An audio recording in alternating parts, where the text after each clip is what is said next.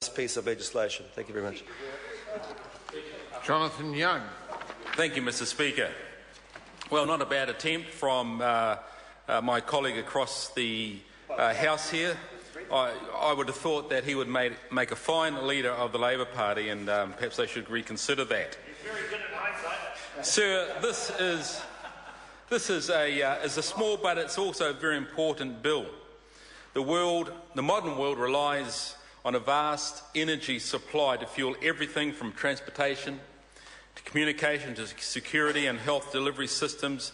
Energy plays an important role in the national security of nations all over the world. And in any given country, fuel is used, or energy is used to power the economy.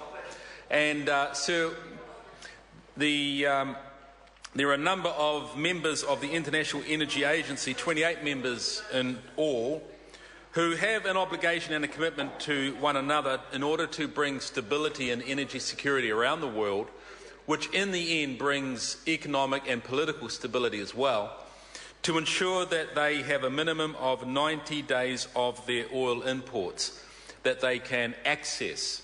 Now, New Zealand, being a small country, doesn't have 90 days of fuel supply here within our own jurisdiction.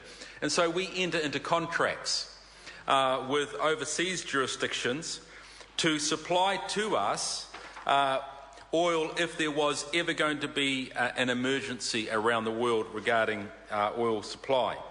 And that's very important because that brings that sort of stability that's needed. The normal commercial inventories held by oil companies in New Zealand contribute to our nation's obligations.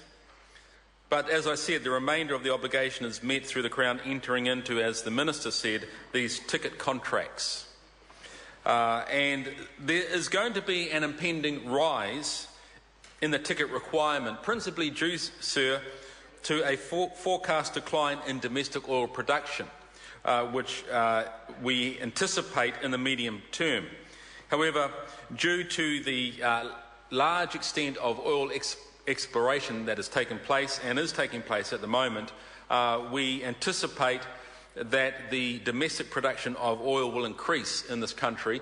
And that's one of the reasons why the levy system that is proposed in this bill can be changed by order in council so that it can be increased or decreased as is necessary to work in conjunction with the domestic supply of oil that we retain here in the country.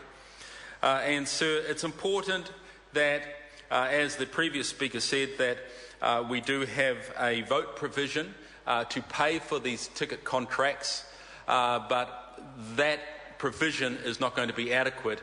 And so a levy-based system where essentially its user pays is going to be the way in which we fund that. So over a 3-year period, it's going to be approximately $20 million. And, that's going to be around about 6 cents per 60-litre tank of fuel. And what that offers New Zealand is a stability around our oil reserves and supply, which brings stability to our economy and national security. Because right around the world, disruptions to energy supply are major impediments to stability of nations.